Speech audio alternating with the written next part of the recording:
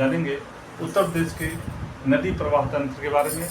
हम सबसे पहले देखेंगे हिमालय की जो ग्लेशियर से जल पिघला वह विष्णु नदी से आके मिला ग्लेशियर में, और यहाँ पे विष्णु प्रयाग बना। फिर पिंडरा नदी आकर के मिली और संगम बना, और यह विष्णु प्रयाग के नाम से जाना गया। फिर नंदाकिनी नदी आकर के आगे मिली तो नंद प्रयाग के नाम से जाना गया।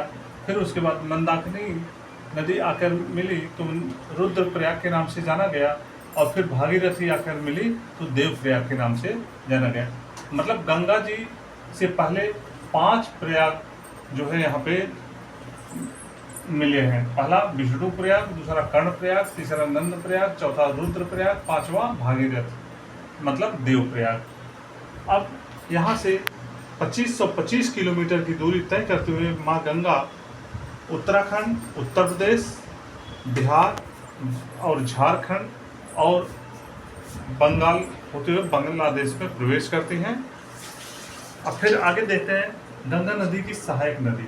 गंगा नदी की सहायक नदियों में सबसे पहले यमुना नदी आती है, जो कि यमुनोत्री से निकलती है। यमुनोत्री के ग्लेशियर से जो पानी पिघलता है, मतलब जो पानी आता है वह है यमुनोत्री, और फिर जो है यमुना नदी तक 12 मास बना रहता है। यमुना नदी की सबसे पहले सहायक नदी के बारे में बात करेंगे। उटंगन नदी है जो राजस्थान के करौली जिले से है। फिर चंबल नदी है जिसे हम चंबल की घाटी के नाम से जानते हैं, यह इंदौर जानापाव से निकलती है।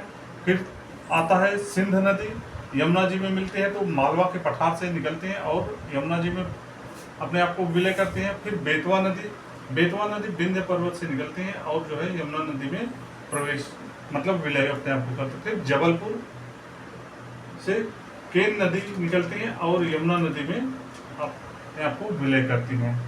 अब यह हो गया। और आगे है अमरकंटक से सोन नदी निकलती हैं और उत्तर प्रदेश होते हुए बिहार में यह गंगा नदी को में अपने आप को विलय करती हैं।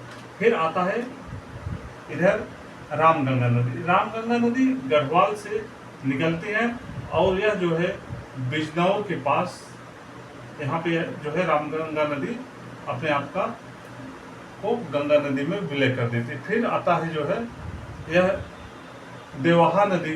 देवहा नदी जो है, ये देवहा लिखना भूल गए, देवहा नदी जो है कुमायूं क्षेत्र, गढ़वाल के कुमायूं क्षेत्र से निकलते हैं और फर्रुखाबाद के पास गंगा नदी में आकर के अपने आप को विलय कर देती हैं। फिर हम देखते हैं गोमती नदी। गोमती नदी पीलीभीत से निकलती हैं और गंगा नदी में बनारस में आकर के अपने आप को विलय कर देते हैं। हाँ, गोमती नदी में ही एक गोमती की मुख्य शाखा है सई नदी। सई नदी जो है गोमती मिलते हैं और गोमती नदी गंगा नदी अपने आप को विलय करते हैं। ये जो सई नदी है ये हरदोई जिला से निकलती हैं और गोमती में अपने आप को विलय करती हैं। इसी के साथ धन्यवाद।